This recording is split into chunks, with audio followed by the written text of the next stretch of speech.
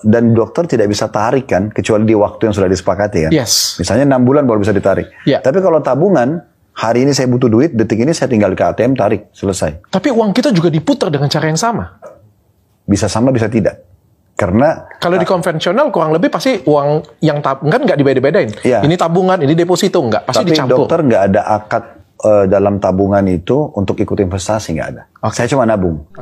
Bismillahirrahmanirrahim.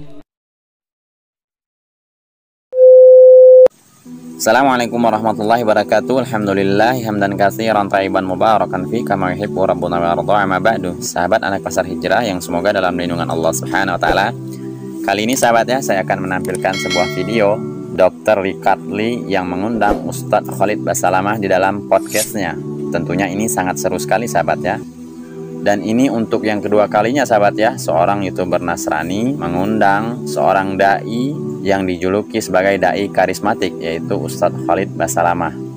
Yang mana di dalam podcast Dr. Richard ini sahabat ya, Dr. Richard ini membahas masalah riba. Masya Allah sahabat ya, seorang YouTuber Nasrani tertarik untuk membahas masalah riba. Dan di dalam podcast Dr. Richard ini sahabat ya, sebenarnya durasinya panjang, kurang lebih 1 jam lebih lah. Namun di sini kita ambil poin-poinnya saja sahabat ya, yang mana Ustadz Khalid Basalamah menjelaskan tentang riba yang dipertanyakan oleh Dr. Richard ini. Jawaban Ustadz Khalid Basalamah ini sama sekali sahabat ya, tidak menyudutkan pihak satu sama lainnya tentunya. Dan jawaban Ustadz Khalid inilah yang membuat Dr. Richard ini tercengang sehingga tambah tertarik untuk membahas masalah riba ini. Untuk keseruan videonya sahabat ya, mari kita simak saja jawaban demi jawaban Ustadz Khalid Basalamah yang dilontarkan oleh Dr. Richard tentang masalah riba. Mari kita Hari ini simak. saya beruntung banget, saya kedatangan orang yang luar biasa banget yang mau hadir dan duduk di sini bersama saya, Ustadz Khalid Basalamah. Basalamah ya. Tapi hari ini saya senang banget saya bisa belajar dengan Pak Ustadz. Banyak banget yang tanyain, oh belajarnya dengan Pak Ustadz Khalid katanya. Soalnya Pak Ustadz Khalid selain pengajar juga berbisnis katanya. Jadi pas banget. Saya senang banget Pak Ustadz sudah mau hadir di sini. Dan saya mohon petunjuk Pak Ustadz. Karena saya sudah, ini kumpulan pertanyaan yang sebenarnya sudah pernah saya tanyakan ke orang lain. Tapi saya belum mendapatkan jawaban yang pas menurut saya Pak Ustadz. Jadi saya pengen tanya dengan Pak Ustadz. Langsung aja kita mulai Pak Ustadz ya. Boleh. Pak Ustadz, ini soal riba Pak Ustadz. Apa sih yang dimaksud dengan riba Pak Ustadz? Riba itu secara etimologi, bahasa tambahan. Kalau terminologinya itu, kalau dalam Islam, dia sesuatu yang diambil manfaat tambahannya tapi bukan dari pintu bisnis. Nah, kalau dalam Islam itu ada 2 jenis investasi. Ada investasi yang boleh seseorang itu mengambil keuntungan. Nah, kalau dalam istilah-istilah sekarang di perbankan syariah pun itu diterapkan seperti mudharabah. Nah, mudharabah itu seperti bagi hasil, dok ya. Kayak misalnya, saya mau buka satu bisnis nih, saya ajak, ayo dok, mau gabung nggak? Terus sama-sama nih kita sepakat modal masing-masing 50-50%. Bagi hasil berapa? Itu bukan riba? Bukan. Itu bukan riba, itu namanya bisnis ya? 50-50% misalnya karena modal memang 50-50%. Untung bagi 50-50%, rugi juga sama-sama nanggung 55%. Itu namanya mudharabah. Atau murabaha. Murabaha itu seperti beli putus dok. Kayak misal saya ini mau beli rumah tapi saya nggak ada duit. Saya bilang, dok bisa nggak beliin saya rumah ini? Misalnya harganya 5 miliar. Dokter bilang sama saya, oke, saya bayarin, tapi saya jual sama kamu 6 miliar ya. Itu kan ngambil untung? Iya, tapi kan jelas dari awal, ini jual beli. Dokter beliin saya rumah itu dengan 5 miliar, terus jual ke saya 6 miliar. Terus saya bilang, mungkin saya mungkin belum mampu untuk bayar cash dok. Bagaimana kalau saya cicil 10 bulan? Deal lah di situ. Nah itu boleh. Itu boleh? Boleh. Nah itu jenis investasi yang pertama. Boleh bagi hasil, boleh beli putus dengan keuntungan. Tapi dari awal jelas akadnya jual beli. Nah ada yang kedua, itu utang piutang. Jadi kita membantu mengutangkan pada orang lain. Waktu kita pemilik piutang ya. Nah di sini dalam Islam kita nggak boleh ambil keuntungan. Tapi dia juga investasi. Tidak boleh ambil keuntungan. Ya, maksudnya jadi, kayak gimana Pak Ustadz? Misal, saya pinjamin ke dokter uang 10 juta. Saya nggak boleh bilang, dok kembaliin 11 juta ya. Kan sama aja, tadi juga sama aja. Beda. Di situ memang ada produk. Di sini nggak ada produk. Di sini murni sebenarnya saya sedang membantu. Dokter mau pakai untuk kebutuhan pribadi atau bisnis, pokoknya kalau sudah akadnya utang piutang, kalau dalam Islam nggak boleh ngambil keuntungan. Di sini murni dia berhubungan dengan urusan akhirat nih, untuk mencari pahala. Nah, begitu. Jadi bagaimana? Contoh misalnya gini dok ya, kalau sebagai seorang Muslim itu ada hadis Nabi Muhammad SAW, siapa yang mengutangkan orang lain, maka dia akan dapat pahala setiap harinya senilai yang dia utangkan itu. Yang mengutangkan mendapatkan pahala. Ya, jadi misalnya gini, saya utangkan tadi 10 juta. 1 Januari saya pinjamkan ke dokter, jatuh temponya nanti 1 Februari. 1 Februari pada saat saya beri 10 juta itu, di hari itu mulai dicatat oleh malaikat, ya, dalam keyakinan orang Muslim, 10 juta sedekah. Seperti dia mengeluarkan 10 juta sedekah. Setiap harinya. Berarti investasinya 10 juta, tapi yang didapatkan pahalanya 310 juta. Karena 31 hari. Seperti itu. Kalau lewat dari akad kesepakatan balik uang itu, misalnya sudah 1 Februari, ternyata saya tanya, dok, gimana utangnya? Oh, saya belum bisa bayar. Oke, saya kasih tenggang waktu ya, sampai 1 Maret. Nah, di bulan Februari itu jadi double. Jadi seperti saya sudah sedang bersedekah setiap hari 20 juta. Manfaat secara agama. Manfaat secara agama. Berarti sampai di sini saya bilang bahwa hutang itu bukan dosa. Hutang itu diperbolehkan dalam agama Islam. Iya. Karena kan itu kan membantu orang lain. Yang tidak diperbolehkan itu adalah mengambil bunga. Mengambil tambahan dari utang. Kalau mengambil tambahan dari investasi tadi boleh. Walaupun itu kesepakatan kita bersama. Walaupun itu kesepakatan bersama. Berarti kalau saya konkretin lagi, mohon maaf sebelumnya, yakin semua itu sudah terekam dengan baik? Jangan sampai kita mengulang ya, karena ini Ustadz itu aku senang banget. Berarti saya ulangin, kalau misalnya kita KPR itu riba. KPR akadnya kan tadi murabahah. Yang beli putus. Oh, kalau KPR itu dibayari oleh bank dulu? Iya, kan berarti itu diperbolehkan. Instansi atau individu, kalau dia membelikan dulu rumah atau dia memberikan dulu sebuah produk, kemudian dia bilang, ini saya beli dengan harga tadi rumah 5 miliar, tapi saya jual sama kamu 6 miliar ya. Dari awal akad jual beli. Berarti si bank ini kan bayarin dulu nih. Habis itu baru kita bayar ke bank. Berarti itu bukan riba. Ya, tapi di sini sebentar. Kita harus lihat lagi, kembali kepada akad. Kenapa ada bank konvensional, ada bank syariah? Dalam Islam ada bank syariah, kan ada BSI dan yang lain. Ini kan ada bank syariah. BSI kan sudah gabungan ya. Dulunya ada bank Mandiri Syariah, ada bank BRI Syariah. Nah, digabunglah menjadi bank BSI gitu. Nah, mereka perbedaannya dengan konven kalau dari sisi KPR misalnya, itu di akad, dok. Nah, kalau bank konven misalnya membelikan rumah, dokter mau KPR rumah melalui bank A, bank konven misalnya, bukan bank syariah. Maka mereka akadnya adalah utang piutang. Jadi misalnya pihak bank mengutangkan uang 5 miliar, yang akan dibayar setiap bulan sekian, pengembalinya misalnya setiap bulan 10 juta dengan bunga 10% misalnya. Nah, inilah yang membuat dia riba. Karena dia akadnya diutang. Kalau di bank syariah dia ubah akadnya, itu pihak pertama perbankan ini membeli sebuah rumah, disebutkan produknya dengan harga 5 miliar, dijual kepada si fulan namanya dan KTP-nya dengan harga 6 miliar yang akan dicicil sekian bulan. Jadi keuntungan sudah masuk dalam kesepakatan akad itu. Bukan persentase, dok ya. Dia udah langsung disebutin keuntungannya. Tapi kan ini kan cuma perbedaan bahasa aja, Pak Ustadz. Ya, perbedaan bahasa bisa mengubah semua, dok.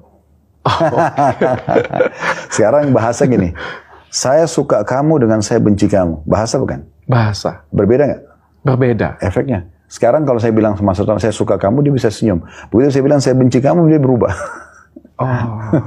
Jadi nggak bisa, bukan cuma sekedar bahasa. Bahasa pun bisa mengubah segala sesuatunya. Bahkan retorika saja dengan tujuan yang sama bisa mengubahnya. Padahal endingnya kan kurang lebih sama ya Pak Ustadz. Jadi kalau saya artikan, kalau misalnya kita KPR di bank yang biasa, itu adalah riba. Kalau kita KPR di bank yang syariah, itu hitungannya tidak riba. Ya, ini itu dalam lingkup pandangan agama Islam ya. Iya, betul. Oke, saya pengen bertanya, karena saya pengen tanya itu kayak gini Pak Ustadz. Sebenarnya pertanyaan saya sebagai non-muslim itu, pertanyaan saya, dosanya itu di mana ya Pak Ustadz? Kan kalau kita ngomong kayak gini ya Pak Ustadz ya, kalau kita ngomong minum alkohol, itu adalah dosa. Saya make sense, Pak Ustadz. Memperkosa itu dosa. Membunuh itu dosa. Karena mencelakakan orang lain, Pak Ustadz. Ya, kalau misalnya kita memperkosakan orang kan ya mencelakakan orang lain. Atau kalau kita menipu itu kan artinya ada orang lain yang dirugikan di sana. Bahkan ketika kita minum alkohol pun dosanya ada di mana? Ketika kita menyakitin orang lain, melukai tubuh kita sendiri, yang ini merupakan ciptaan Tuhan. Dok, gini dok, dosa itu bukan definisinya adalah pada saat dia berefek negatif pada orang. Dosa itu adalah sesuatu yang dilarang oleh agama. Dia berefek atau tidak berefek? Ya kan? Sekarang begini, saya tidak boleh misalnya mengganggu orang lain. Kan definisi ini luas sekali ya. Sekarang kalau saya merasa, saya hanya bercanda dengan teman saya. Tapi sebenarnya dia terganggu. Ini dihitung salah atau tidak nih? Saya tidak menganggap itu kesalahan. Dia menganggap itu adalah mengganggu dia. Makanya lingkupnya adalah penggambaran agama. Agama menganggap agama melarang mengganggu orang lain. Bercanda atau tidak? Clear. Berarti dosanya dia berefek atau tidak? Sama aja. Jadi tidak harus misalnya minum khamr itu, minum minuman keras misalnya, minum beralkohol, karena nanti kalau sudah berefek mengganggu orang, dia mabuk mungkin dia bisa membunuh baru berdosa. Enggak. Memang dari awal minuman ini tidak dibolehkan. Kalau minuman kan aku saya tadi masih bisa berpikir ya Pak Ustadz ya. Merusak organ tubuh kita misalnya kayak gitu ya. Jadi misalnya Nabi bilang ya jangan minum minuman alkohol. Salah satunya menjaga tubuh kita sendiri kayak gitu ya. Tapi kalau riba ini kan nggak ada yang dirugikan, bahkan kita sama-sama diuntungkan Ustadz. Tatanan sosial dong. Ada saatnya gini. Kalau dalam Islam itu gini. Ada waktu dan masa hidup kita di mana kita memang mengambil keuntungan, ada saatnya kita memang berbagi sosial. Kalau yang dokter bahasakan tadi itu kesannya semuanya harus ada manfaatnya. Lalu kapan kita bisa membantu orang tanpa ada feedback? Kapan kita bisa tanpa ada feedbacknya? Kan sekarang kalau saya utangin orang tanpa saya minta apa-apa, ya udah saya pinjam 10 juta kembali 10 juta. Saya kan meringankan dia. Ini aspek sosial. Aspek sosial. Tapi kan yang satunya lagi juga membantu karena kan kita lagi butuh bantuan. Justru itu jangan tunggangin kebutuhan orang. Dia lagi genting, kita tunggangin justru untuk di mana sosialnya kalau gitu. Justru pada saat dia lagi butuh, dia lagi lapar nih. Sama kasusnya gini, kalau dokter bilang gitu berarti kalau lagi lapar, saya kasih kamu makan, tapi kamu harus bantu saya kerja 2 jam ya. Kan berarti kita minta feedback kan. Islam tidak mengajarkan itu. Di saat kamu orang lain butuh, bantu dia. Dan bantunya itu jangan berharap balasan kecuali dari Tuhan. Nah gitu. Itu secara agamanya Pak. Ya, ini kita bicara masalah agama. Masalah agama ya. Karena kan tadi dokter bahas masalah riba ya. Kenapa dalam Islam riba diharamkan? Nah ini alasannya. Tapi kan kayak gini ya Pak Ustadz ya, saya bilangnya ya. Atau saya pengen tanya dulu deh supaya komplit dulu riba ya. Tadi kan KPR ya. Kalau misalnya kita deposito itu berarti riba juga dong. Kita menerima bunga. Gini, deposito tergantung. Islam rincikan lagi tuh.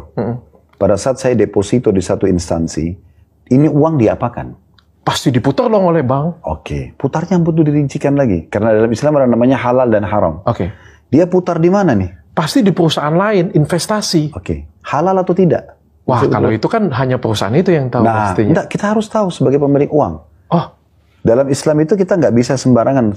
Misalnya, kan patokannya agama nih. Orang Muslim selalu dipandu dengan agamanya. Dan mungkin juga Kristen dipandu dengan agama. Itu kan kayak panduan hidup ya. Iya, benar. Kayak ada satu judul di atas kepala kita, agama. Agama itu kan pengontrol tuh. Mana makanan, mana minuman, mana pergaulan, mana pendapatan yang boleh dan tidak boleh. Nah itu agama. Nah itu kan keyakinan kita. Nah agama itu mengontrol seperti itu. Ya, jadi tapi kan kita nggak tahu Pak Ustadz, kalau misalnya kayak contoh aja sebut ya Bang ya, apakah Pak Ustadz tahu uang BCA kemana? Kan pasti kan berputar, diputar lagi bisnisnya. Itu harusnya kita tanya. Sekarang deposit kan dana kita ditahan 6 bulan, 1 tahun, ya kan? Tapi kalau kita tanya ke bank, pasti bilangnya apa? Diputar pasti Pak Ustadz. Loh, jadi itu lagi nih, kenapa perbankan syariah lahir? Karena untuk mempertegas akad-akad ini. Kita bisa tanya, saya mau deposit uang saya 100 juta. Ini diputar di mana? Kalau jawabannya sektor real nih, ini ada sawah, ada perkebunan, ada apalah pertambangan. Itu sektor real. Dan mereka itu memang memberikan kepada kita bagi hasil dari investasi tersebut. Ya, tapi dari keuntungan. Dalam Islam, dia juga bisa masuk dalam bab riba, dok. Dok, kalau misalnya gini, dokter investasi sama saya 100 juta. Tapi dokter tentukan, Khalid saya mau dari 100 juta ini, saya tiap bulan mau tahu terima 10 juta. Yes, itu ribanya itu sih, riba. Iya. Iya. Berarti bagian dari riba keuntungan karena dia penentuan langsung. Yes. Karena kan gini, apa sebabnya? Dalam Islam juga ada sebuah hadis Nabi Muhammad dalam transaksi jual beli, la darar wala dirar. Tidak boleh merugikan, tidak boleh dirugikan. Oke. Kalau misalnya dokter tadi investasi ke saya, Khalid ini 100 juta saya investasi ke kamu, saya mau tiap bulan terima 10 juta. Ini ada darar atau dirar di sini. Bisa merugikan atau bisa dirugikan. Karena bisa saja keuntungan saya mungkin 50 juta. Okay. Dokter dirugikan. Kenapa saya cuma kasih 10 juta? Okay. Atau malah sebaliknya. Mungkin saya hanya dapat 5 juta. Tapi karena saya butuh modal 100 juta itu, saya terpaksa ambil. Dan saya nomboki 5 juta tiap bulan. Okay. Nah, terus bagaimana caranya? Caranya persentase dari keuntungan. Okay. Akadnya gitu. Misalnya gini. Ini saya investasi 100 juta ya. Modal usaha sekarang berapa? Ada 9, misalnya 100 juta juga. Berarti 200 juta nih sekarang. Dari dana investor 100, dari dana perusahaan 100. Terus gimana nih? Bagi hasilnya 50-50%. Dari mana? Dari margin dari perusahaan. Keuntungan. Ya. Itu yang dilakukan oleh bank syariah. Ya, dan yang tidak dilakukan oleh bank konvensional pastinya. Ya, karena bank konvensional kan duitnya diputar, meminjamkan orang dengan cara riba juga ya dalam definisi agama. Dan kita yang mengambil uang deposito tersebut juga terikut ribanya. Ya, dan bisa saja investasinya ke sesuatu yang haram, Dok. Oke. Misalnya perjudian, ya kan? Ya kan gitu kan, betul. Investasi di perusahaan-perusahaan dunia. Karena uangnya diputar ke riba atau sesuatu hal yang nggak tahu kita haramnya ya kayak gitu ya. Jadi kita juga ikut melakukan riba di situ. Betul. Begitu juga berarti kalau kita nabung uang ke bank. Kalau nabung beda. Nabung kan dokter cuma taruh uang. Yes. Iya. Masalah mereka putar atau tidak putar itu kan kita tidak ikut campur. Beda dengan deposit. Deposit itu memang uang kita ditahan. Ditahan. Oke. Kalau dan dokter tidak bisa tarik kan kecuali di waktu yang sudah disepakati kan. Yes. Misalnya 6 bulan baru bisa ditarik. Yeah. Tapi kalau tabungan, hari ini saya butuh duit, detik ini saya tinggal ke ATM tarik, selesai. Tapi uang kita juga diputar dengan cara yang sama. Bisa sama, bisa tidak. Karena kalau di konvensional kurang lebih pasti uang yang tabungan nggak dibeda-bedain. Yeah. Ini tabungan, ini deposito nggak, pasti tapi dicampur. Tapi dokter nggak ada akad dalam tabungan itu untuk ikut investasi, nggak ada. Okay. Saya cuma nabung. Okay. Akad saya nabung, saya taruh. Makanya dalam 24 jam saya bisa tarik uang saya. Okay. Deposit itu jelas. Uang kita ditahan untuk memutar atau diputar jenis usaha yang sedang dikembangin oleh instansi tersebut. Gitu. Oke, berarti kalau menabung itu punya potensi untuk adanya riba, tapi belum tentu itu riba. Ya, seperti contoh misal, dokter nabung terus dikasih bunga, dokter nggak ambil, selesai, clear. Okay. Ya kan? Sebab saya tidak ikut investasi, saya cuma nabung kok. Tapi karena perbankan mungkin rasa terima kasih dia memberikan bunga di situ, oke, dia kasih silakan. Tapi orang Muslim tidak akan ambil. Kalau Muslim ditanya, mereka tidak akan ambil bunga bank itu. Oh, kalau orang Muslim tidak ambil bunga bank itu? Ya, mereka tidak akan ambil. Kalaupun ada mengambilnya, mereka tidak boleh dalam fatwa ulama Muslim, nggak boleh mereka pakai untuk kebutuhan pribadi. Tapi mungkin fasilitas umum, kayak misalnya jembatan. Menyumbangkan kembali. Iya, tapi untuk fasilitas umum ya, dia nggak boleh ke tempat ibadah, kayak masjid itu nggak. Tapi dia misalnya WC umum, jembatan, sumur yang dipakai oleh banyak orang, silakan saja. Cuman perlu digarisbawahi ini nggak berpahala, karena dasarnya sesuatu yang haram kalau dikeluarkan di jalan Allah dia tidak ada pahalanya. Oke. Okay. Mohon maaf banget Pak Ustadz, saya pengen bertanya Pak Ustadz. Pak Ustadz ada rekening BCA atau Mandiri atau lain sebagainya? Pak? Saya semua di bank syariah. Oke. Usaha Pak Ustadz juga seperti itu? Iya. Oke. Pak Ustadz, tapi pada kenyataannya, ini kan hukum yang, kalau saya nggak salah Pak Ustadz ya, koreksi saya kalau saya salah, riba ini dosanya katanya, dosanya besar Pak Ustadz kalau di agama Muslim. Benar atau nggak Pak Ustadz? Betul.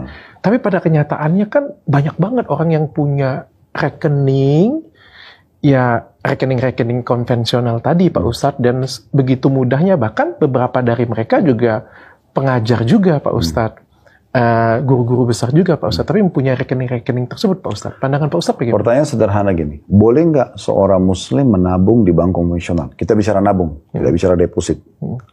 Jawabannya boleh. Bekerja Pak Ustadz? Sebentar, kita satu-satu dulu. Oke. Di poin ini supaya jelas dulu. Sekarang boleh nggak menabung? Kan tadi yang ditanyakan itu banyak para toko masyarakat dan segala masih buka di bank konvensional. Boleh nggak? Boleh menabung. Karena dia menabung, dia cuma titip, dia bisa ambil setiap saat. Oke.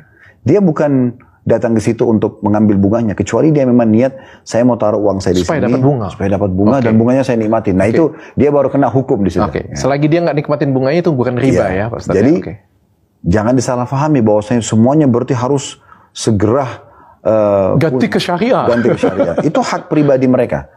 Karena di sini masih ada fatwa ulama tentang masalah bolehnya. Tapi kalau ada bank syariah dianjurkan untuk segera pindah, dan MUI pun juga sudah menjelaskan tentang masalah hukum riba, gitu kan? Ya, sudah dikeluarkan masalah itu. Nah, itu kalau tabungannya. Tapi kalau orang bekerja tadi, pertanyaan selanjutnya, itu tidak disarankan, Dok. Karena pasti dia akan terlibat dalam menulis, dalam mentransfer, dia kan memberikan dukungan full energi dan potensi dia di situ. Ya. Seorang muslim tidak disarankan untuk bekerja, tidak disarankan atau bagaimana nih bahasa? Ya, tidak disarankan. Tidak disarankan. Ya. Karena kan di sini kan gini, sesuatu yang dilarang oleh agama, dalam agama pun kita hanya dianjurkan untuk menyampaikan. Saya nggak boleh memaksakan. Oh iya benar. Contoh misalnya seorang muslim dia berzina, zina itu nggak boleh, atau minum minuman keras dalam Islam tidak boleh. Saya misalnya sebagai seorang dai hanya bisa mengatakan, saudaraku, ini Islam larang, Allah mengharamkannya, Rasulullah melarang, jadi jangan dikonsumsi. Sekarang tapi kalau dia tetap mau minum, saya nggak bisa buat apa-apa. Saya nggak mungkin maksain dia, saya gebukin, nggak boleh dalam Islam. Bahkan kita disuruh berdakwah dengan cara yang baik, dengan cara yang santun, gitu kan. Semoga dengan kita menyimak podcast dari Dr. Richard tadi, sahabat ya, ini membuat tertarik dari agama-agama lain untuk mengundang Ustadz Khalid Basalamah di dalam podcastnya tentunya. Karena memang sosok Ustadz yang seperti inilah yang dirindukan oleh orang-orang, baik itu di dalam agama Nasrani ataupun yang lainnya. Karena jawaban yang diuraikan oleh Ustadz Khalid Basalamah ini jelas, penuh dengan ilmu sahabat ya, dan tidak penuh dengan kerancuan. Jadi apa yang diucapkan, apa adanya, ya haram dibilang haram, halal yang dibilang halal. Jadi tidak memihak satu sama lainnya sahabat ya, baik itu di dalam muslim yang terjangkit di dalam riba ataupun orang Nasrani sekalipun. Dan semoga video saya ini bermanfaat. Saya akhiri, wabillahi taufiq wal hidayah. Assalamualaikum warahmatullahi wabarakatuh.